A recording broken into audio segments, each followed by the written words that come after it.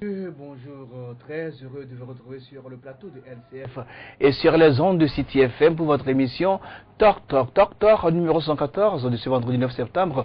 Reçoit en studio, comme d'habitude, deux confrères. Le premier déjà avec nous, il a comme nom Dieudonné Koro Lakina, c'est le patron du journal Togo Matin. Bonjour Dieudonné. Bonjour Junior, bonjour fidèles téléspectatrices et téléspectateurs de la chaîne du futur. Et je n'oublie pas les auditeurs de la radio City FM. Ainsi que les internautes qui nous suivent sur le www.lcftogo.com partout dans le monde. Dieudonné Korolakina sera rejoint d'un moment à l'autre par Ibrahim Acha. On l'a invité à la dernière minute pour remplacer Ambroise Kwando qui a eu un empêchement. Dans la deuxième partie, nous aurons comme invité Nicolas Lawson. Il est le président du parti du renouveau de la rédemption PRR. Avant toute chose, voici la une des journaux.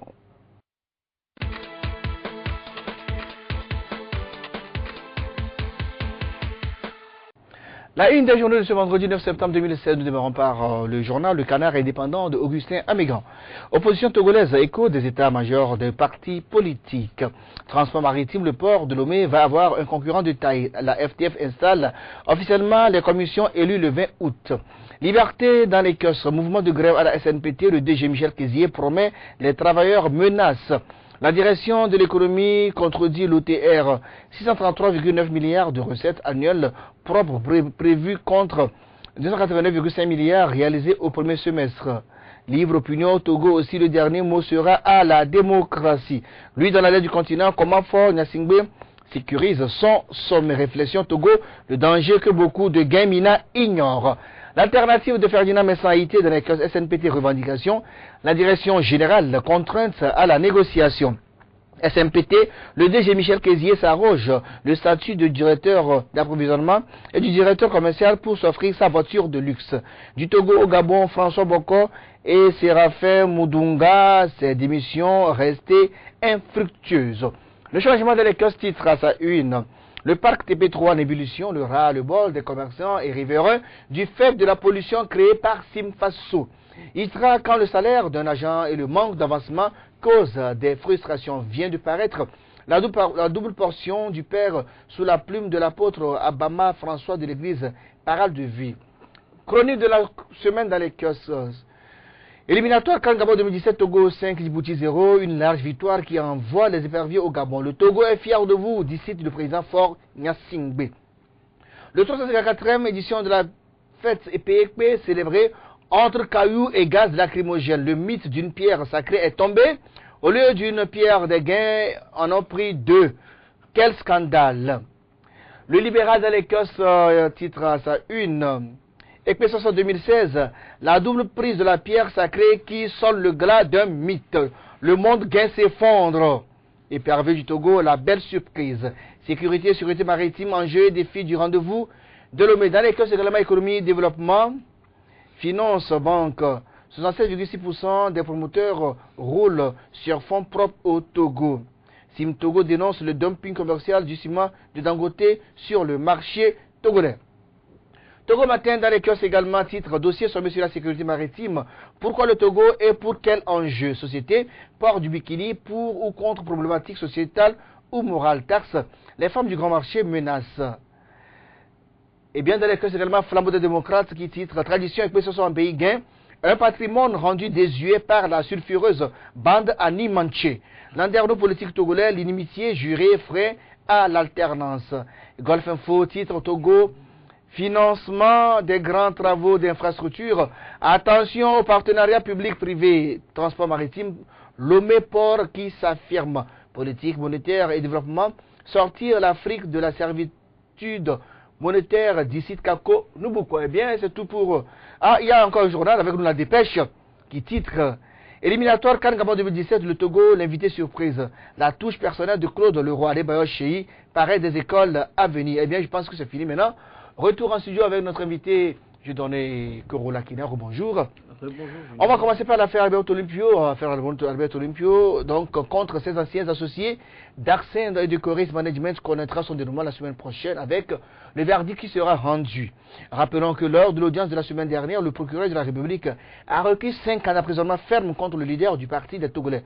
Le directeur de cabinet de ce dernier, Nathaniel Olympio, parle d'acharnement politique. Pour pour aller droit au but, il me semble qu'il est très difficile d'établir qu'il s'agit d'un acharnement politique contre Alberto Olimpio. Et il y a 2-3 raisons qui permettent de battre rapidement en brèche cette argutie, on va dire, donc des proches d'Alberto Olimpio.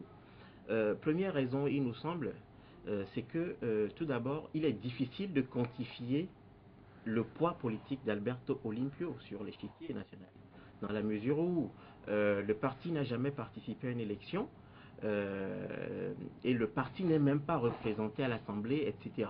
On ne peut pas quantifier donc le poids politique d'Alberto Olimpio, qui est d'ailleurs arrivé tout dernièrement dans le landerneau politique togolais.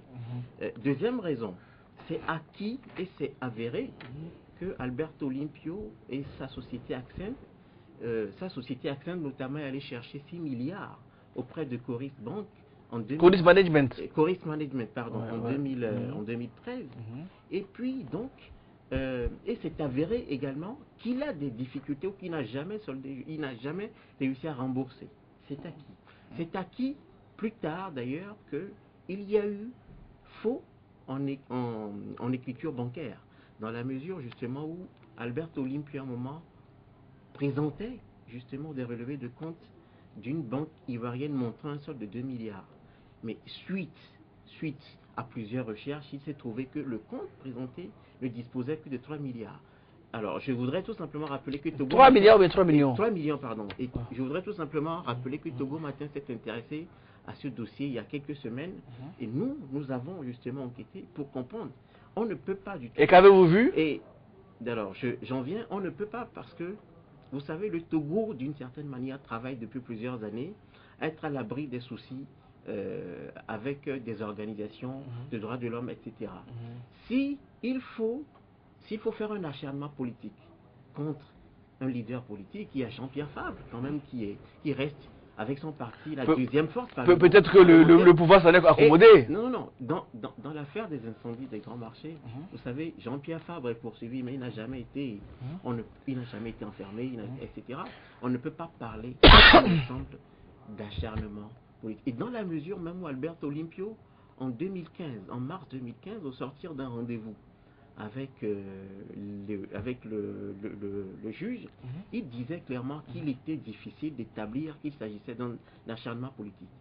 Et maintenant, c'est après le procès, c'est après l'audience qui a eu lieu la semaine dernière, et au vu de certains éléments, c'est un certain nombre d'éléments, si vous voulez, je vais vous citer, parce que l'avocat de Alberto Olimpio dit par exemple, dénonce le fait que le réquisitoire définitif de non-lieu daté du 11 janvier 2016, signé par le substitut du procureur et transmis au 5e substitut, constaté de visu, disparaissent de façon miraculeuse, et qu'un autre réquisitoire dont les conclusions retiennent 3 chefs d'inculpation requis contre Alberto Olimpio est signé par le procureur en personne, soit introduit dans le dossier alors qu'il n'y a pas eu d'éléments nouveaux. Pire encore, la demande formulée par Maître Abogan pour qu'un huissier puisse constater les mentions faites au registre de transmission a été simplement refusée. Toutes ces contorsions judiciaires, donc, apportent de l'eau au moulin d'Alberto Olimpio. Non, mais ça ne suffit pas pour établir qu'il s'agit d'un acharnement politique. C'est une affaire purement judiciaire. Il faut réussir à payer Coris Management et puis c'est bon. On n'en parle plus. C'est tout. Il ne faut pas parler d'acharnement politique. Le procureur, lors de la fois dernière, disait que M. Alberto Olimpio s'est engagé en politique. C'est une affaire qu'il faudra travailler du côté de la défense d'Alberto Olimpio à dénouer. S'il réussissait à gagner le procès, tant mieux. Mais il ne faut pas, ce que je veux dire, ce que je veux faire observer, il ne faut pas avancer l'argutie. Je parle bien d'argutie, pas d'argument, d'acharnement politique. C'est tout simplement une argutie. On ne peut pas l'établir, dans la mesure où, effectivement, la société allait chercher 6 milliards quelque part. Coris Management, en tant qu'investisseur, c'était normal. Une société qui présente un dossier bien constitué, qui demande de l'argent, c'était normal de lui passer de l'argent. Mais sauf qu'il est question de solder, on n'arrive pas à solder. Et maintenant, entre-temps, on a fait une incursion. On a fait une incursion dans le monde politique. Aujourd'hui, ça suffit tout simplement, en 2015 d'ailleurs, quelques mois avant l'élection présidentielle, mais c'est le monsieur qui a cru bon de démissionner tout simplement alors qu'il était... Parce que les conditions n'étaient pas remplies pour une bonne élection selon lui. Mais bon, ça, il faut qu'on laisse parler Ibrahim Mathieu. Non, je reviens vers vous, Dieudonné Kouroulakina. Ibrahim Mathieu, merci d'être là ce matin parce que je vous ai appelé à 10 minutes de l'émission pour remplacer Ambroise Podio qui a eu un empêchement de dernière minute. Alors, on parlait donc de l'affaire Alberto Olympio contre ses anciens collaborateurs de Accend et aussi du Corris Management. Alors, le procureur la semaine dernière a requis 5 ans d'emprisonnement contre lui, on aura le verdict la semaine prochaine. Et du coup, du côté du parti des Togolais, on parle d'acharnement politique comme un homme qui dérange. Le président, le directeur de cabinet d'Alberto Olympio a dit par exemple que les problèmes d'Alberto Olympio ont commencé le jour où il s'est engagé en politique. Ibrahim Mathieu. Non, je pense qu'il ne faut pas faire d'amalgame, c'est une affaire judiciaire. Et donc l'affaire est actuellement au niveau du tribunal de Lomé, donc il ne faudrait pas que les gens voient tout de suite un acharnement politique. Si c'est l'acharnement politique, là, c'est une officine politique qui allait déposer la plainte. Sinon, vous comprenez aisément que l'affaire est sûre. C'est une affaire de business d'investissement. Et donc, comme ça tournait mal, il va de sorte que l'affaire soit portée devant les tribunaux pour que cela soit réglé. Donc, je ne vois pas la main tout de suite d'un politique ou bien d'une officine politique derrière cette affaire, parce que la plainte est bien libellée et celui qui allait déposer la plainte aussi, on ne le connaît pas, une formation politique qui allait déposer la plainte. Donc, mais le fait que hein, le substitut du procureur avait rendu donc avait requis un non-lieu et entre-temps le dossier a disparu, on le remplace par un autre, on dit non, il y a 3 chefs d'inculpation contre lui, ça pue quelque chose là. Bon, parce qu'il n'y a pas eu d'éléments nouveaux, mais ils ont pris une décision. Vous savez qu'au tribunal, il y a la réqualification des faits. Donc, ceci se fait sur la base d'éléments nouveaux. Et dans ce cas d'espèce, il n'y a pas d'éléments nouveaux, mais ils ont requalifié les faits. Et puis, c'est le procureur de pas dire qu'il n'y a pas d'éléments nouveaux. Vous savez que. C'est ce que dit l'avocat. Le tribunal travaille avec les commissaires et disons les officiers de police judiciaire. Donc si entre-temps l'enquête a évolué, nous ne pouvons pas le savoir. Vous savez aussi que au niveau des avocats, c'est de tout faire pour rendre sain leurs clients. Donc ils sont dans leur logique et tout de suite on ne peut pas prendre pour parole d'évangile ce que les avocats débitent comme angle de défense pour tirer leurs clients. Mais l'avocat a demandé que l'huissier aille constater les registres pour constater qu'on a changé besoin d'autres réquisitoires. Mais là, si on est refusé, c'est-à-dire du genre, la justice togolaise même porte près du flanc pour qu'on accuse, parce que pourquoi ne pas faire les choses dans les normes pour qu'on vous donne raison? C'est ça la question qui se pose aujourd'hui. Parce que là, se faisant devant l'opinion, c'est Alberto Olympio qui est la victime, même si ce n'est pas évident. Non, mais Junior, est-ce que la norme voudrait justement que Alberto Olympio refuse de payer l'argent qu'il allait chercher en temps? C'est avéré. Maintenant, quand c'est une affaire judiciaire, il faut laisser la justice y travailler. Et la justice dispose de tous ses moyens. Et vous savez, en matière d'instruction, la justice communique peu. Et ça fait partie des règles de l'art. Après, c'est normal aussi que du côté de la défense d'Alberto Olympio, qu'on évoque ci ou ça pour justement essayer de tirer le client d'affaires. Mais après, ça reste une affaire judiciaire. On est allé chercher de l'argent, on n'a pas pu rembourser. C'est normal justement de se retrouver. Il ne faut pas faire d'amalgame, comme le disait. Il faut, et je dis encore que, mais en quoi est-ce que Alberto Olympio dérange? Jean-Pierre Fabre a fini de déranger? Non. Mais Jean-Pierre Fabre qui reste le chef de file de l'opposition, mais qui reste avec son parti la deuxième force parlementaire, etc. Mais comment est-ce qu'on peut parler d'acharnement politique? Ce sont des arguties. Il faut arrêter tout simplement. Peut-être qu'on voit que Alberto est un informaticien, il a des réseaux, il a des relations, il pourra inquiéter probablement, peut-être, on ne sait pas, moi je ne le dis pas, mais du côté du parti togolais, on pense que c'est un acharnement. On veut nuire à leur président Ibrahim Mathieu rapidement. Non, moi je ne pense pas que ce soit le cas, puisque Alberto Olympio a eu toute la latitude de se présenter lors de la présidentielle de 2015. Donc il était là, il a sillonné tout le territoire, il a fait ses campagnes, ses pré-campagnes, il a discuté avec les gens, il a fait des sorties, il a organisé des manifestations politiques. Et c'est lui-même qui s'est retiré de ce processus parce qu'il jugeait cela un peu transparent et il reprochait beaucoup de choses au point de vue organisationnel de cette élection. Donc aujourd'hui, nous n'allons pas dire que c'est un acharnement politique ou bien que certaines formations politiques voudraient lui faire la peau. Je ne pense pas que ce soit le cas. Alberto Olympio a une affaire purement judiciaire et c'est une affaire qui concerne le business auquel il est habitué. Donc s'il a fait des prêts, je pense que le bon sens voudrait quand même qui restitue les fonds. Et s'il n'a pas pu restituer les fonds aussi, il faudrait qu'on sache au niveau du droit des affaires ce qu'il y a lieu de faire à ce monsieur. Ok. Bon, on va sur le dossier, sûrement la semaine prochaine, on aura le verdict et on y reviendra pour en parler. On va parler de la manifestation donc, qui a eu lieu mardi dernier au TP3 contre Simfaso. Les commerçants et transitaires du TP3 ainsi que quelques populations riveraines de ce parc automobile ont manifesté mardi dernier contre la société burkinabé Simfaso qui entrepose du clinker à ciel ouvert dans le parc Épervier, ce qui pollue l'environnement dans les environs et dans le quartier Kanyikopé. Ces manifestations demandent à la société dirigée par l'homme d'affaires Ekanazoué de délocaliser le lieu d'entreposage de son clinker. Mais tout de suite, je prends fait et cause pour la population riveraine, des populations qui souffrent justement de cette pollution. C'est normal parce que après il y a plusieurs problèmes de santé qui peuvent en découler. Mais ce qui reste à savoir dans cette affaire,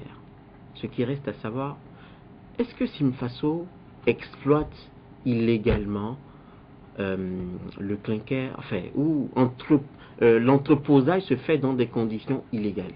Je crois qu'il dispose d'un parc et Simfaso dispose de ce parc après avoir obtenu sans doute un permis de le faire. C'est ça, les autorités portuaires lui ont donné le feu vert. Voilà. Et puisque le clinker vient de l'étranger, oui. Et il le récupère au port de Lomé pour le transporter après au Burkina Faso. Voilà. Maintenant, ce qui peut me sembler sage chez les populations riveraines qui en souffrent, il faut avoir le courage de le reconnaître. Il faut pas créer de l'anarchie. Il me semble qu'il faut mener des démarches légales pour aller voir les autorités portuaires, les autorités de l'environnement, etc. etc. Il ne faut pas créer de l'anarchie. Tous ces mondes-là, ils ont fait toutes ces démarches. Ils sont partis voir M. Kanazoué à plusieurs reprises, ils les ont renvoyés. Et ils ont fait. C'est parce qu'ils ont fait. Moi, je suis parti, j'ai constaté au TP3, et dès que vous laissez une voiture, au bout d'une heure, 2 heures, et vous voyez des couches de ciment. Mais pour nettoyer, c'est avec de l'acide qu'on lave ces voitures-là, du coup. Et ça empêche les clients de venir faire des achats. Et moi, j'ai vu. Non, et j'avoue que c'est scandaleux ce que je passe là-bas. Personne ne dit le contraire. C'est scandaleux, c'est choquant et c'est triste. C'est normal. Et surtout que on peut en mourir d'ailleurs. C'est ça.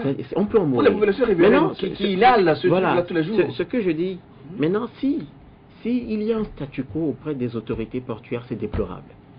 Il faut justement qu'ils prennent la mesure de la chose et qu'ils s'organisent à mettre peut-être à disposition de Simfaso un autre lieu d'entreposage, il me semble. C'est ce que demandent les manifestants. Ils demandent à Simfaso d'aller trouver un parc hors de la zone portuaire, voilà. D'une zone inhabitée, où donc elle peut donc maintenant, après, il ne faut pas en profiter pour casser des choses aussi. Mais personne n'a rien cassé à ce moment-là. Non, mais sauf que, oui, mais selon des informations... Les manifestants, ils ont bloqué l'entrée du TP3. Oui, et ça peut participer à bloquer ils ont paralysé les activités. À bloquer les affaires d'autres personnes. C'est leur façon de manifester, de protester. Et maintenant, ce que je dis, il faut tout simplement inviter les autorités, que ce soit les autorités portuaires ou les autorités de l'environnement, enfin du ministère de l'Environnement, etc., à prendre à bras le corps l'affaire et à permettre justement à Simfaso d'avoir un autre lieu qui dérangerait personne. Et là, mais maintenant, tout simplement, moi, je voudrais inviter aussi, parce que vous savez, quand vous êtes en situation, justement, de demander, vous n'êtes pas en situation de force. Il faut avoir des attitudes sages pour tout simplement réussir à obtenir gain de cause.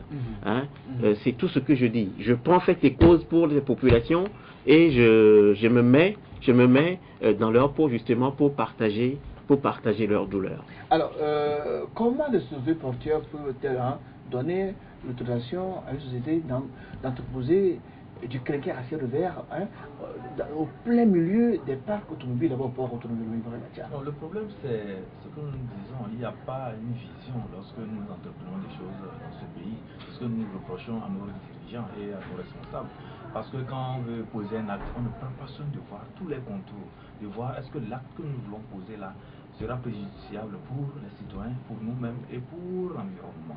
On donne un permis d'installation à Simfaso pour pouvoir acheminer le clinker qui arrive de l'étranger vers son pays et le Burkina Faso. Mais on ne prend pas soin de voir l'impact environnemental de cette activité au niveau du parc. C'est ça qui est dommage. Si au moins il y avait eu des études préalables pour déterminer l'impact environnemental de cette activité qui devait se dérouler non loin de TP3, où je fais remarquer, il y a eu une activité économique dense, mais je pense qu'on allait prendre les dispositions qui s'imposent. Donc c'est cela, il faudrait que les autorités, pour une fois aussi, commencent par prendre en compte la santé de la population et surtout lorsqu'elles veulent poser des actes, qu'elles s'assurent que ces actes-là ne vont pas créer des situations dramatiques à terme, disons, dans le long terme. Donc je rappelle que nous entendons le monsieur Nicolas Lawson qui est l'invité, donc c'est le toc-toc dans la deuxième partie, on va le recevoir, de moment à l'autre, on l'attend, il n'est pas encore arrivé, on l'attend incessamment. On poursuit en attendant, donc vas-y, continue. Donc, c'est cela, quand vous voyez ces populations riveraines et ces opérateurs, tous les usagers de P3, quand vous arrivez d'abord sur les lieux, sincèrement, l'atmosphère est vraiment polluée et même l'environnement est vivant. Quand vous arrivez là-bas, vous inhalez des substances là et qui ne sont pas de nature quand même à vous assurer une bonne santé. Ça va vous créer des problèmes de santé graves. Mais depuis là, personne ne dit rien. Les autorités portières aussi disent mot. Et au niveau même de la mairie de Lomé, personne n'ose aller vérifier ce qui se passe là-bas. Les inspecteurs de travail sont dans leur bureau, ils ne se déplacent pas pour aller constater ce qui se fait là-bas. Donc finalement, c'est des populations qui sont abandonnées et la conséquence c'est que tous les jours les gens sont malades. Moi je ne parle même pas des marchandises, ça crée des dommages des marchandises, mais la santé même de l'homme. Comprenez qu'on ne doit pas badiner avec elle. Donc, ce qu'il faut appeler, ce qu'il faut demander maintenant, c'est que ces autorités portières-là revoient leur position et si il y a possibilité de trouver un autre parc un peu isolé à Saint-Faso, je pense que c'est l'occasion de vite faire parce que ce n'est pas du tout bien et c'est pas bien aussi pour la santé de nos populations. Si ces autorités pensent que ce n'est pas leurs petits frères directs qui sont là-bas et que les autres peuvent mourir, il faudrait qu'elles se trompent parce que leurs parents aussi passeront par le TP3. C'est le passage obligé pour l'achat ou bien l'acquisition de tout ce qu'il y a comme matériel ou bien véhicules, disons, d'occasion et que l'on peut utiliser. Vous savez que nous avons un pouvoir d'achat très bas et le recours c'est vers ces matériels et ces outils d'occasion qui est en tout cas, disons, le réflexe qui est le plus répandu dans notre pays. En dehors de ça, si vous permettez, je voulais ouvrir un peu sur un autre aspect. Vous savez que quand on est cupide, on aime trop l'argent, on est prêt aussi à vendre son âme. Donc, Faso plutôt. Et s'il se comporte en territoire conquis, il nargue les populations, c'est parce qu'entre-temps aussi, par des espèces trébuchantes et sonnantes, il arrive à avoir le silence des autorités. C'est ce qui est dommage. Je pense qu'il faudrait quand même qu'on ait le sens du patriotisme, qu'on oublie un peu l'argent pour sauver aussi les vies humaines. Mais je ne pense pas que... Rapidement, il faut qu'on parle un peu du Gabon aussi. Hein. Je ne pense pas que ce soit autant Saint-Faso qui nargue des gens. Je dis, s'il y a un problème, il faut qu'on le règle à notre niveau. C'est tout à fait clair. Et il faut, et tu l'as souligné, tu l'as si bien souligné, Ibrahim, les autorités portuaires doivent prendre leur bâton de pèlerin. Mais au risque justement de créer ou de vivre des blocages des activités économiques aussi denses et intenses dans la zone. Parce que c'est la zone portuaire, c'est la zone justement, mais nous sommes en train de nous préparer d'ailleurs à accueillir un sommet important sur la sécurité maritime. On ne peut d'ailleurs même pas aborder la sécurité maritime sans aborder justement cette petite question connexe. Et donc je crois que, d'ailleurs même, il faut savoir qu'il y a un grand focus sur tout le Togo depuis plusieurs mois, parce que nous nous apprêtons à abriter... Togo, comme le diraient les Anglais. Voilà, et donc nous nous apprêtons à abriter ce sommet important. Et donc, mais en vérité, on n'a pas intérêt à ce qu'il y ait de ces petites manifestations, et surtout dans la zone portuaire. Ouais. Il faut inviter les autorités à y réfléchir sérieusement. Le ministère de l'Environnement est interpellé. Hein? Alors, on va dire à monsieur le Gabon de recevoir notre invité, monsieur Nicolas Lonson, qui est là, enfin, il est dans nos murs. Alors, le Gabon, donc, finalement, l'opposition a déposé un recours auprès de la Cour constitutionnelle. Une bonne chose, Ibrahim Atia. Oui, une bonne chose, c'est la voie légale. Je pense qu'en matière de contentieux électoral, lorsque vous avez des greffes contre l'organisation ou bien contre le processus, c'est de formuler une requête et d'envoyer ça vers la Cour constitutionnelle. Ici au Togo, nous parlons de la Cour constitutionnelle. Donc, je pense que c'est le cas aussi au Gabon. Donc il fallait le faire. Sauf que le plus souvent, ces cours constitutionnelles-là sont des cours constitutionnelles opaques, parce que les membres de cette Cour constitutionnelle sont nommés par le président. Je vois mal. Ils sont reçus par le président. Voilà, ces personnes jouaient vraiment le bon jeu. Et que, surtout pour le cas du Gabon, si on doit recompter les voix, si on doit revoir un peu les choses, il faut que M. Congo puisse sortir la tête. Mais on a déjà vu les partisans le parti, le PDG, hein, le parti du Bongo dit non, et il n'est pas question de recompter les voix, même au niveau de la Cour constitutionnelle, il suffit que la Cour constitutionnelle constate les PV. Bref, bon, on sent que les gens sont mis sous pression, et du coup, ne veulent pas qu'on aille, on voit clair. Le Gabon est tristement au cœur de l'actualité africaine ces derniers jours. C'est vraiment triste. Il faut analyser le problème à la source, il me semble. Alors, les élections où le scrutin était à peine fini, et dans le camp de Ping surtout, ça a commencé dans le camp de Ping, on a commencé par réclamer victoire. Alors qu'en vérité... Non, c'est dès le lendemain. Oui, on tape dans la nuit alors que justement... Mais c'est même le droit, c'est 100 000 voix quand même, tout le monde se relève de ça. Junior, calmons-nous. Junior, calmons-nous. Mais alors que... Mais même le lendemain, il y avait encore des décomptes en cours. Objectivement, on ne pouvait pas se targuer. Mais alors que, justement, et tout participe aujourd'hui à montrer justement qu'il était en position de faiblesse. Aujourd'hui, c'est lui, justement. Il y avait les grandes tendances, on le voit. D'accord. Il y avait les grandes tendances, c'est normal. Junior, c'est pas là le problème. Junior, on a utilisé de l'intox comme moyen de communication. C'est ce qu'il faut dire. Junior, c'est très facile.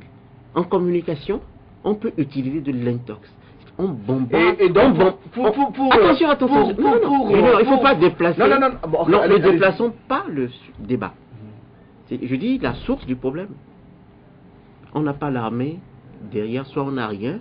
Et puis, vous-même, justement, vous touchez du doigt un problème. On sait que les cours constitutionnels sont faibles, d'une certaine manière, en Afrique, etc. Et puis, bon, rapidement, on commence par se dire, ok, réclamer victoire. Mais si finalement, Ping n'arrivait pas à prendre le pouvoir, lui qui a participé, justement, d'une certaine manière, à fabriquer le système en place au Gabon, mais il n'aura que ses yeux pour pleurer. Parce que, je dis, même pour utiliser de l'intox, mais c'est que il faut déjà être sûr de pouvoir justement gagner. Bon, mais je pense que les faits nous donnent raison. Rapidement. Parce que ce qui s'est passé au Gabon, il faut comprendre que devait se comporter de la sorte, parce que il y a un montage du côté de Bongo pour pouvoir humilier M. Jean Ping. Et Jean Ping, sentant venir la chose, a aussi déployé la stratégie qu'il faut pour contrecarrer ce qui se préparait dans le cas Bongo. En déclarant qu'il est vainqueur, c'est parce que les procès-verbaux qui sont arrivés à son QG lui donnaient vainqueur. Si je prends un peu ce qui s'est passé au Bénin, peu avant même la fin même des décomptes, Lionel Zoussou a reconnu sa défaite. Et il a appelé le président Talon. Et bien avant, les partis Talon disaient que Talon était en tête et Talon devait gagner. Ce n'est pas encore fini. Donc vous comprenez que avec l'électronique... Au Bénin, il y a eu élection à 2 tours. Donc c'est suite à ça. Mais en sociologie électorale, on dit que ce soit une élection à 1 tour ou bien à 2 tours, la population se comporte comme une élection où il fallait trancher définitivement entre les candidats. Donc ce qui s'est passé au Gabon, c'est parce qu'il y avait 2 tendances. Il y avait le camp Bongo, le camp Ping qui émergeait et les populations ont vite tranché. Ping n'aurait pas eu raison si le gap, c'est-à-dire la différence entre son score et celui de Bongo n'était pas aussi... C'est trop serré, moins de 6 000 voix. C'est tout à fait vrai, ça c'est tout à fait vrai, c'est pas là le problème. Organisateur de ces élections, on comprend que il y a quand même des choses qu'il faut revoir. C'est vraiment chaud. Et c'est pourquoi quand on parle de décompter les voix, je pense que c'est la meilleure option de revoir les comptes. Si Bongo sait qu'il a gagné, mais il ne devait pas avoir peur qu'on recompte les voix. Non. Il devait laisser à ce que la vérité jaillisse pour qu'il gagne proprement. La vérité des urnes, enfin. C'est pas là le problème. C'est quoi le problème? Le problème. Rapidement, parce qu'on doit recevoir l'invité. Le problème. On a beau reconnaître, on a beau démontrer que Bongo a perdu les élections, mais on est dans la réalité politique. Il faut, lui qui a été président de l'Union africaine, mais qui connaît les soutiens, Ping, qui connaît les soutiens que les homologues, les pères de Bongo peuvent lui apporter. Mais Ping aussi a des soutiens. Mais il a des soutiens, mais aujourd'hui, on voit aujourd'hui la vraie réalité. Non, mais ses soutiens pèsent aussi. Ses soutiens pèsent, mais aujourd'hui. Et lui était ses soutiens, on aurait vu les élections au Gabon depuis. Mais si ses soutiens pèsent, mais c'est les soutiens qui lui permettent justement de faire un recours auprès de la Cour aujourd'hui. On va suivre. Ce qui le met carrément en situation de faiblesse. On va suivre. Ce qu'il a refusé hier, c'est ce qu'il fait aujourd'hui. Mais il a accepté, avec des à contre-cœur. Non, il ne l'avait pas refusé. Je pense qu'en politique, on peut faire des déclarations, mais on doit suivre aussi la légalité. Merci, chers confrères. On va marquer la pause, malheureusement. L'invité est là. Et derrière la pause, nous recevons M. Nicolas Lanson. Il est le président du PRR, le Parti du Renouveau et de la Rédemption.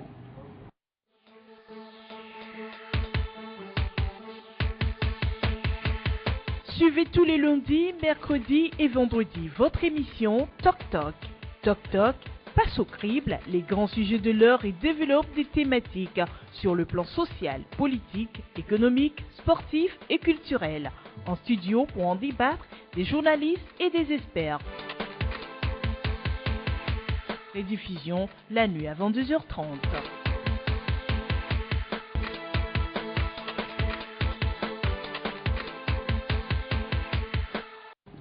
Retour en studio, chers téléspectateurs, chers auditeurs de City FM, chers internautes qui nous suivent en direct sur le www.lcftogo.com. Nous recevons ce matin M. Nicolas Lanson, il est le président du Parti du Renouveau de la Rédemption, PRR. Bonjour M. Lanson. Bonjour. C'est avec un plaisir qu'on vous reçoit pour la seconde fois dans cette émission. Merci de vous recevoir. Alors on va commencer par le Togo, on va commencer par votre région, votre préfecture, les lacs. Oui. Mais la préfecture des lacs, nous offre depuis quelques jour un spectacle honteux, odieux, parce que là, sur les réseaux sociaux, dans le monde entier, tout le monde se moque des lacs, de leur fête traditionnelle, la cérémonie de la prise de la pierre sacrée. On voit tout le monde prend sa pierre de son côté. Ça veut dire que aujourd'hui, la pierre, le mythe autour de la pierre est sacrée, tout le monde prend sa pierre, qu'on le voit sur les écrans. Comment se fait-il qu'au cours de cette fête, on a deux pierres prises, une dans la matinée, une autre dans la soirée? Oui, c'est la dégradation donc de l'esprit et du caractère national, parce que il n'est pas normal que certains individus se prévalent de leur proximité avec le pouvoir en place pour faire n'importe quoi, comprenez? Nous le savons, on sait ce qui se passe depuis 353 années passées, rien de grave, et désormais certains individus bien connus et prennent le pouvoir et disent que Fogna Singwe est son ami, fait ceci est son ami et tout, et ils créent le désordre dans le pays, ils créent la division dans le pays. Parce que vous ne pouvez pas imaginer que dans un État, il y ait par exemple une religion et que ce soit la religion qui domine. La séparation de l'État et des religions a été faite depuis, ça a créé des problèmes dans d'autres pays. Et donc, dans nos traditions, les chefs sont supérieurs à ceux qu'on appelle les rounos, les féticheurs. Donc, une fois que les chefs décident de quelque chose, et l'autorité doit prévaloir, comprenez. Mais quand, par exemple, un rouno, protégé par des anciens petits officiers, des entrées à la présidence de la République et tout ça, et on leur donne maintenant la force publique pour les protéger, pour aller prendre une deuxième pierre, c'est extrêmement grave. c'est pas seulement la préfecture de là qui est en cause, c'est l'État togolais lui-même qui est en cause. Parce que certains individus, dans cette minorité-là, se cachent sous le chef de l'État pour faire du désordre, pour créer du désordre partout. C'est pas seulement dans les lacs qu'ils font ça, ils font ça aussi à Sokodé. C'est que c'est pas encore c'est pas encore visible. Mais tout ce que moi je dis, c'est que je rappelle à l'ordre ces individus-là, qui ont peu de conscience, et qui doivent savoir que quand on crée du désordre dans un pays, après, c'est difficile à maîtriser. Il crée des problèmes pour le chef de l'État, il crée des problèmes pour le Togo, il crée des problèmes pour les fils de ce pays et tout, et aucune nation ne peut se développer dans la division, et dans les trucs comme ça. On ne doit pas être content de ça. On doit s'alarmer, parce que ça commence peut-être là, et ça va aller jusqu'où. Donc il faut faire attention. Il faut que ces gens-là, on les connaît, comprenez. Ceux qui sont derrière, on les connaît. À la présidente de la République, là, il y a Madame Dogbé Victoire Tobégan. Mais elle n'est pas de là, Madame Dogbé. Sa maman est Lawson. Je vous apprends ça, si vous ne savez pas ça. Sa maman est on l'a pas vu. La ministre Sina Lawson, qui est proche du chef de l'État. Et le Benissan, là. Le secrétaire général de la présidence. On ne les a pas vus sur place. On a vu Madame Amedjoboko. Ils téléguident leurs amis qui se prévalent de cette force-là et font n'importe quoi. Donc, eux, ils doivent se dire non, non à cela. Et j'avais interpellé aussi un peu les soi-disant élus, les députés. Il y a 2 de l'ANC, il y a 1 de UNI. Ils devraient intervenir pour dire nous sommes les élus de cette circoncision et nous n'acceptons pas que les fils de notre circoncision soient divisés. Ils ne l'ont pas fait et tout. Donc on laisse faire ça dans notre pays et c'est dangereux. Donc il faut tout faire pour arrêter ça avant qu'il ne soit trop tard. Pensez-vous que le chef de l'État est à sa connaissance que c'est ses proches, les gens qui font tout ça, ils le font à son nom? Parce qu'on a vu, c'est le préfet de Lac, le président de la spéciale qui a donné le feu vert pour que la fête officielle soit organisée. Et c'est pas le chef de l'État qui l'a fait quand même. Non. Il représente qui, le préfet? Il représente l'État. Et s'il va foutre du désordre là-bas, c'est-à-dire il discrédite l'État qu'il représente. On ne fait pas des choses comme ça. Vous comprenez? On ne se prévaut pas d'un titre officiel pour aller et commettre des actes qui divisent les gens. On a mis du temps pour créer l'unité dans ce pays. Ça a été très dur pour refaire l'unité de cette nation. À l'époque des cuites et de progrès, mais c'était de la violence, de la barbarie et tout. Des gens qui malaissaient du ciment à leurs opposants pour boire, des gens qui allaient déverser dans les puits des gens, des trucs comme ça. Les gens veulent revenir à ça. Et vous avez vu ce qui s'est passé en 2005. C'est-à-dire, il y a un contre-coup. De certaines trucs. Vous nous avez attaqué, vous nous avez tué nos militaires le 23 septembre, des trucs comme ça et tout. Maintenant, on en a assez, on va vous mater. Et on a tué des centaines de gens qui sont reconnus. Donc, il faut arrêter ça. Il ne faut pas qu'on se réjouisse de ça. Ce pays a besoin de sa cohésion, de son unité, et qu'on remette en ordre ce pays, et on instaure la discipline. L'autorité de l'État doit prévaloir pour que ce pays ne déraille pas. Parce que les gens sont là en train de se balader pour demander au peuple de se révolter ou de faire la révolution, parce qu'ils sont impuissants ou incapables de pouvoir faire quoi que ce soit. Parce qu'ils posent mal les problèmes et ils font n'importe quoi. Maintenant, ils demandent au peuple de se manifester. Non, ça ne doit pas se passer comme ça. Monsieur le Président, par rapport à ce qui s'est passé à Neho, est-ce que vous ne voyez pas plutôt un problème de cupidité de la part de certaines personnes qui sont prêtes à faire n'importe quoi pour de l'argent? Absolument, c'est ce que le chef d'État lui-même avait constaté, qu'il y a une minorité qui s'accapare des richesses de ce pays. Et cette minorité, elle est cupide, vous comprenez? Elle est dangereuse. Elle est très dangereuse pour lui et pour nous tous. Parce que demain, nous on a vu ce qui s'est passé dans ce pays en 90 et tout ça là. Par le hasard, la chance, ça a été arrêté à un moment donné. On ne veut pas revivre ça à nouveau. Cela nous fait perdre du temps et cela mine notre bien-être et l'avenir de nos enfants et tout. Donc on veut la paix, on veut travailler entre frères et sœurs et se consacrer au développement de ce pays. Des gaz Monsieur- lacrymogènes tirés dans un couvent, qu'est-ce que ça vous fait en tant que fils de la... Mais c'est un scandale. C'est là où, quand vous me parlez du préfet, du maire, tout ça là, mais il croit quoi? Qu'il faut remettre de l'ordre chaque fois en tirant des gaz lacrymogènes. Un jour, ça va déraper. Et quand ça dérape, ils seront où? Vous comprenez? Il faut faire attention à ce genre de choses. L'ordre doit être un ordre consciencieusement accepté par les populations et tout. Et dès que les chefs disent quelque chose, l'autorité doit pouvoir s'affirmer et s'imposer à tout le monde. On n'a pas besoin, chaque fois quand les gens manifestent et tout, de sortir de gaz lacrymogène, d'envoyer les forces de l'ordre et tout ça. Nous avons autre chose à faire. Monsieur le Président, en parlant justement des chefs traditionnels, quand, avant même la cérémonie de la prise de la pierre, un groupe de chefs a destitué Nimanche, Oui.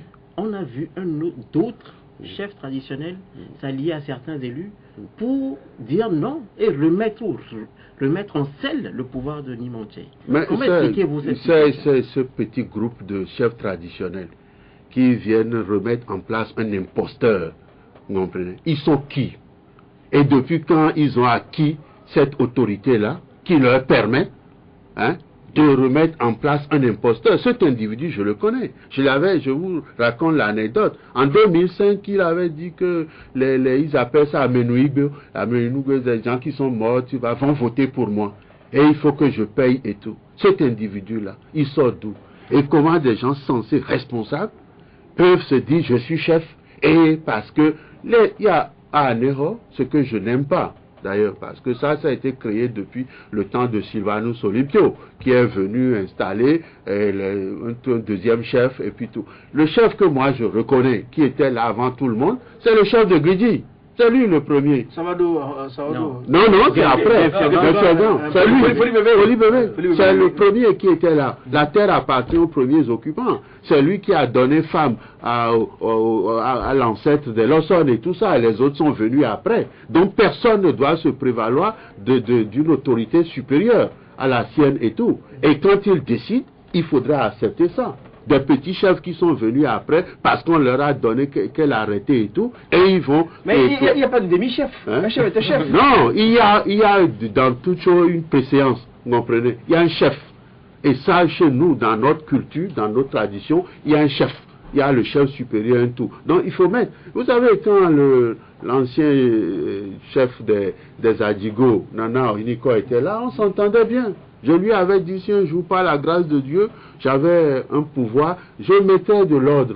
Parce que nous sommes devenus une famille, vous comprenez? Il y a des Lawson qui ont épousé des Bruce, je sais pas quoi et tout, et ainsi de suite, depuis des centaines d'années. Ça ne date pas d'aujourd'hui. Donc vous allez vous prévaloir de quelle tribu et de quel truc pour vous diviser aujourd'hui.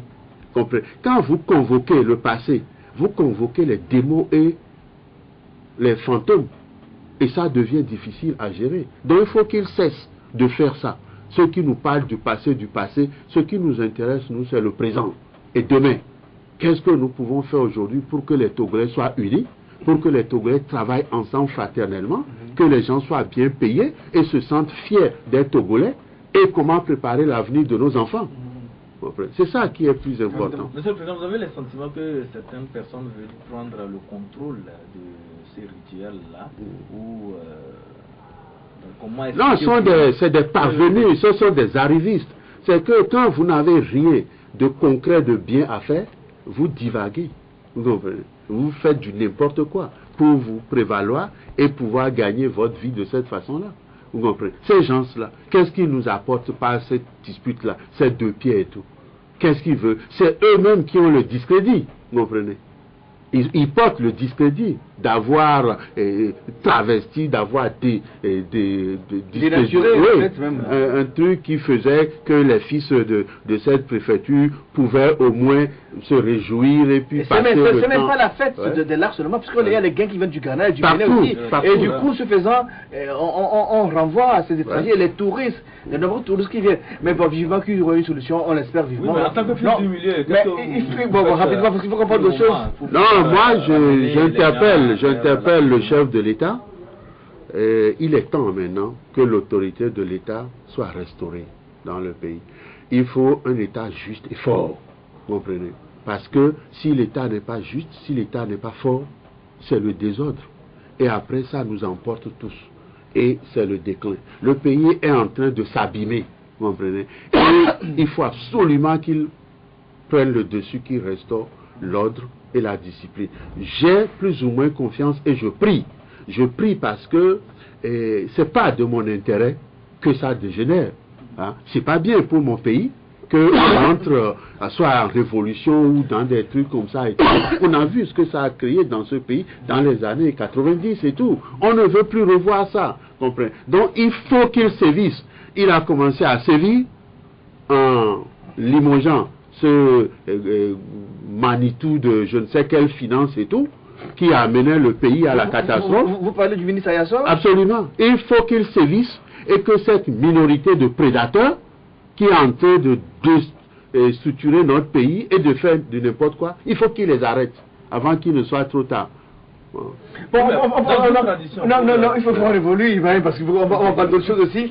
Vous avez adressé tout récemment un courrier, enfin une lettre ouverte, à l'endroit du chef de l'État, Fonia Singbe, de son principal opposant, Jean-Pierre Fabre. Vous l'avez invité à se voir et à régler les problèmes togolais pour qu'on ait peut-être enfin des réformes. Est-ce que vous avez eu une suite depuis là? Non, je n'ai pas une suite et je m'en fous. Parce que leur réponse, c'est pas ça qui m'intéresse. C'est ce qu'ils vont faire.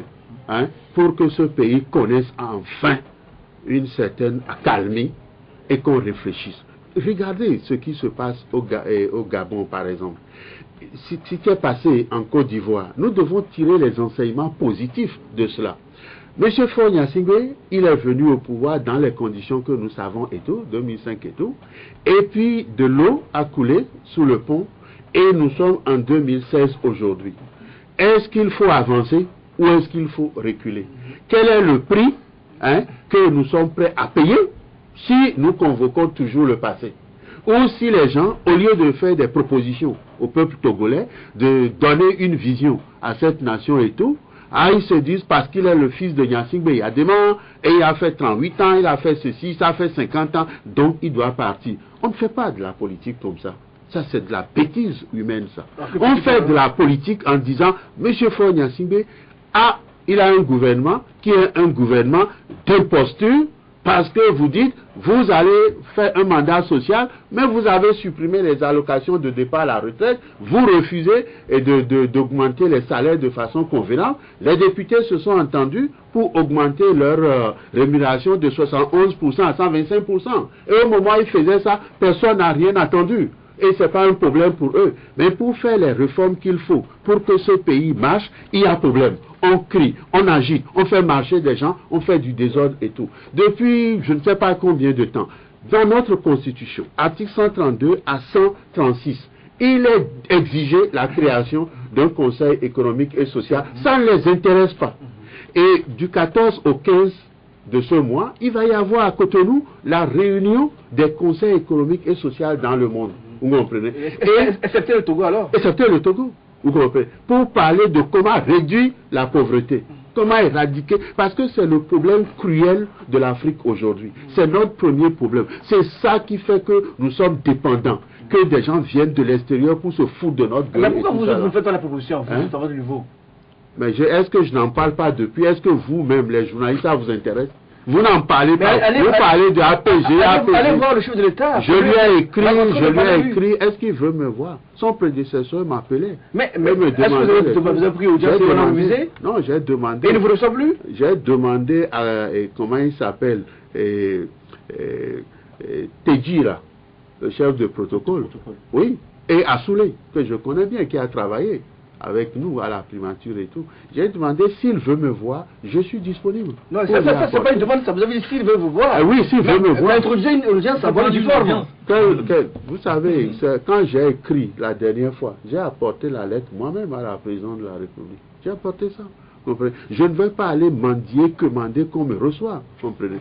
Je ne vais pas aller commander qu'on me reçoive. Vous savez, comment il s'appelle, Abdoulaye Batili, qui est à l'ONU et tout. Il était venu me voir avant l'élection de 2010 pour demander qu'est-ce que je mets dans ma vision 2025, tout ça là et tout. Je lui ai tout expliqué. Après, il me dit oui que il faudrait que j'abandonne le symbole de mon parti, un livre ouvert avec tout ça, et le titre du parti, Rédemption et tout ça, et ils vont m'aider. Et je dis non, vous êtes qui? Et vous sortez d'où? Pour venir me dire ce qui m'a été inspiré de façon divine ou je ne sais pas quoi, pour me changer et tout. Mais après, ils ont pris ça pour aller faire quoi? Vision 2030 pour l'ONU. Mais ce qu'il y a là-dedans, ce que je mets, ils ne peuvent pas faire ça. Parce que ce n'est pas eux qui ont pensé ça. La vision 2030, c'est le Togo, c'est pas l'ONU. C'est le Togo qui fait la vision 2030. Non, ils ont pris ça à l'ONU. Et ils ont pris ça, ils ont volé ça dans notre agenda et tout. Tout ce qui était dans notre agenda, quand on prend ça, il faut bien faire ça. Ça ne me dérange pas, comprenez. Moi, j'ai encore des idées, plein d'idées. Il y a un stock d'idées dans la tête, de projets et tout, pour développer notre pays. Si demain, les gens de Niamtougou, ils veulent l'aéroport, qui servent de hub et tout ça, ils se battent, ensemble, on fera ça. Si les gens de Sokole veulent leur village Hajj, de façon truc et tout, on se battra, on aura ça, et ainsi de suite, et ainsi de suite. Donc moi, je donne les idées d'abord, je propose, et je ne suis pas seul. Il faut que les autres aussi agissent, ainsi de suite et tout. Monsieur Donc, le Président, oui. Mais au regard du contexte politique aujourd'hui, Oui. mais qu'est-ce qui vous semble prioritaire en tant qu'homme politique? Les réformes? Est-ce qu'il faut des réformes sociales avant les réformes politiques? Qu'est-ce qu'il faut au juste mettre en avant aujourd'hui dans le contexte où nous nous trouvons? Vous savez, il est capital de tout faire pour donner aux Togolais les moyens de manger 3 fois par jour, de pouvoir se soigner dans de bonnes conditions, d'avoir des logements décents, un environnement qui ne soit pas dégradé, propice et tout, et de faire en sorte que nos écoles primaires, secondaires, universités, tout ça, soient profondément réformées et qu'on mette les enfants dans des conditions qui leur permettent de bien étudier, de bien s'épanouir, ainsi de suite et tout. Et puis pour les autres, on verra, comprenez. Quand vous prenez ces gens-là qui réforment, de quoi ils parlent? 2 mandats, 2 tours. Mais c'est pas une priorité pour vous, c'est pas important? C'est une bêtise, vous comprenez. C'est-à-dire les gens qui ont le pouvoir, qui sont le souverain peuple, vous le maintenez dans la misère. Vous comprenez? Vous maintenez le souverain peuple qui doit décider de son destin. Vous méprisez tout ce qui doit concourir à son bien-être pour qu'il soit libre. Parce qu'un homme qui est... un homme qui n'est pas libre. Un homme qui a faim, un homme qui ne peut pas avoir l'esprit tranquille pour réfléchir et tout, comment vous voulez qu'il puisse aller, tu vois, s'exprimer librement et tout? Quand on lui donne un t-shirt parce qu'il n'en a pas, quand on lui donne 1000 francs ou 2000 francs parce que, eh bien, il va vendre sa conscience, vous comprenez. Donc la priorité des priorités, c'est l'éradication de la pauvreté. Mais ça, c'est l'apanage du pouvoir, et pas d'opposition. Non, parce que, le pouvoir de le faire. Parce que les deux aujourd'hui sont complices, sont complices pour détruire notre pays. Ils n'apportent rien. Le pouvoir de l'opposition. Absolument. Ils sont donc dans les deals. Dans une connivence funeste pour détruire ce pays. Et dans quel intérêt? Dans leur intérêt personnel. Je viens de vous dire qu'ils ont augmenté leur rémunération à l'Assemblée nationale de 71, des gens qui ont 900 litres d'essence, des gens qui ont 2000, des gens qui ont maintenant des voitures 4x4, ouais, ils sont devenus, tu vois, des trucs, mais et ils jouissent. On a donné à quelques députés, c'est le président du groupe parlementaire, ils jouissent. C'est normal quand même. Ailleurs, les gens aussi, ils jouissent. C'est véhicule de commandement. Et quand ils s'octroient ça, vous vous rappelez, quand on avait voulu passer la rémunération des membres du Haut Conseil de la République de 200 000 à tout ça, vous vous rappelez, qu'on avait été séquestré et tout, dans le temps. Donc aujourd'hui, quand vous faites des choses comme ça, quand vous augmentez les salaires des professeurs d'université, vous les multipliez par 3 ou par 4. Mais les étudiants, quand j'étais étudiant, j'avais 18 000 par mois. Après l'année, 21 000. On mangeait bien, on était bien. Aujourd'hui, vous ne donnez rien aux enfants. C'est toujours 21 000, si ça maintenant, pour se supprimer, je pense. Supprimer même. Même des trucs comme ça et tout. Mais les professeurs, eux, ils ont leurs trucs multipliés par 3, par 4. Et ils sont bien. Les enfants sont en train de chercher 200 francs pour manger et tout. C'est difficile pour eux. Et ils étudient dans quelles conditions. Et quand ils veulent quelque chose, vous les gazez. vous dites qu'ils sont opposants et tout ça là. Est-ce que c'est une élite ça? Non, et les autres sont contents quand on dit on va aller faire un CPDC ou je ne sais pas quoi. À nous on ne va pas parce que celui-ci n'a pas le droit, parce qu'il n'est pas populaire, parce qu'il n'est pas légitime. Et c'est eux qui décident. Donc et pour après, vous n'êtes pas chaud pour les réformes? Pas du tout. De quelle réforme? La limitation du mandat, est-ce que vous croyez que nos frères de RPT ou d'UNI ne veulent pas des réformes? Vous croyez ça? Non. Moi, j'ai vu au CPDC rénové qu'ils étaient prêts pour les réformes. Et qu'est-ce qui bloque maintenant? Ce qui bloque, c'est que les autres là, c'est nous qui allons faire ça. C'est nous. Vous comprenez? Ceux qui sont au CPDC, ils ne sont pas légitimes. Donc, ce qu'ils font, on dénonce. On sabote. C'est qui les Maintenant, autres? nous, c'est qui les autres? Les vrais opposants, soi-disant. Ceux-là, c'est qui? C'est eux. Vous les connaissez, vous comprenez? Quand ils vont Togo Télécom 1, ils échouent, Togo Télécom 2, ils échouent. Après, on vous dit, venez au H-Crum, ils refusent. Et maintenant, ils passent vous derrière. Vous avez refusé aussi d'aller au H-Crum. Moi, j'avais déjà fait mon boulot, et de façon excellente. Au CPDC rénové, on a produit des recommandations sur tout. On a réécrit les articles de la Constitution. Mais c'est resté les plaquages que je Ah oui, donc pourquoi vous voulez que j'aille encore là-bas? Mais ceux qui n'ont pas été au CPDC rénové, allez-y et dites à vos frères ce que vous voulez. Donc pas de confusion, vous comprenez, du genre. Ils ne sont pas allés. Donc maintenant, eux, ils décident que deux partis, ils vont envoyer des propositions pour les réformes. Donc après, ils vont crier sur tous les toits, c'est nous qui avons, c'est nous qui avons. Ah, le UNI RPT aussi dit non. Ça ne sera pas c'est vous qui avez, mais c'est nous tous. C'est nous tous. Ensemble. Alors, c'est quoi la solution alors? C'est ça la solution. Il faut, c'est pour ça que je demande à ce chef de file de l'opposition et au chef de l'État de s'asseoir et de parler et de savoir que le pays est en train de s'abîmer, que nous allons à la dérive et que cette façon de faire de la politique n'est pas de l'intérêt de notre pays et de notre population. Il faut arrêter cette dérive-là avant qu'il ne soit trop tard. Et c'est ça la seule solution. Qui peut croire aujourd'hui que cette soi-disant opposition-là, elle a des hommes qualifiés, compétents, ayant une vision, des projets, une ambition nationale pour redresser ce pays? Vous en avez? Hein? Vous en avez à votre niveau? Nous avons déjà proposé. Et nous n'avons jamais dit que nous voulons faire quoi que ce soit seul au PR. Nous disons que c'est ensemble, fraternellement, que nous devons nous asseoir. Mais quand le navire de l'État tangue et que le pays, nous sommes tous en danger, il faut s'arrêter. Nous ne sommes plus pas le temps malheureusement, mais je vois que vous disiez un mot sur ce qui se passe au Gabon avec l'élection. On a vu, il y a une crise qui est née au lendemain. C'est la même engeance que nous avons dans les pays francophones d'Afrique, où on ne fait pas des débats d'idées, des débats de projets, mais des débats de personnes, ainsi de suite et tout. Mais le gars vous dit, le produit, son extrait de naissance, il n'est pas gabonais, il n'est pas ceci, il n'est pas cela, et vous voulez qu'il s'en aille, pour qu'après vous l'arrêtez? Non. Mais celui dont il veut être le fils, qui a été président de la République, l'avait nommé ministre de la Défense nationale. Et il a été là pendant des années. Après, il est devenu président. Mais attaquez lui sur son échec lamentable. Sur son bilan. Sur son bilan. Et son bilan est tellement catastrophique que la population, vous leur expliquez.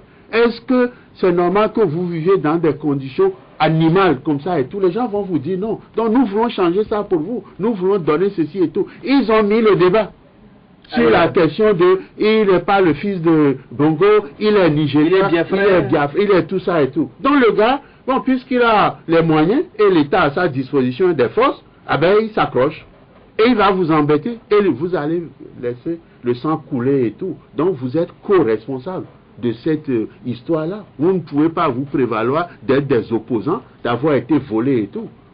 Dans ce pays, ceux qui ont poussé nos enfants et nos trucs à aller affronter le parti au pouvoir avec des pierres, les autres tiraient et eux ils avaient des pierres et ils chantaient même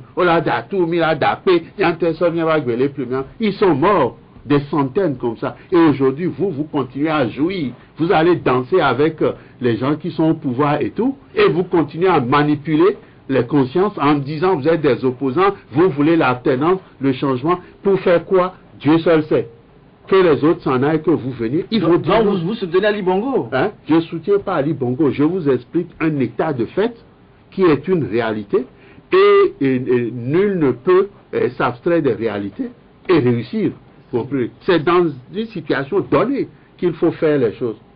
Si vous sortez de cette réalité-là, eh bien, vous créez des difficultés, non seulement pour vous-même, mais pour les autres également. Quelle solution de cette crise pour le Gabon, vous en tant que leader du parti politique, quelle solution vous ils doivent dialoguer, ils doivent négocier, ils doivent partager le pouvoir. Donc, et ça, vous voyez Jean-Ping être Premier ministre de Ali Bongo, c'est ce que vous demandez? Je m'en fous, Jean-Ping ou quelqu'un d'autre, mais il faut aussi que les Africains comprennent une chose. Cette bêtise-là, qu'on appelle la démocratie, où quelqu'un qui gagne 50 pour 51, 52%, il prend tout et il laisse les autres affamés et il les embête et tout, nous ne sommes pas encore prêts à cela.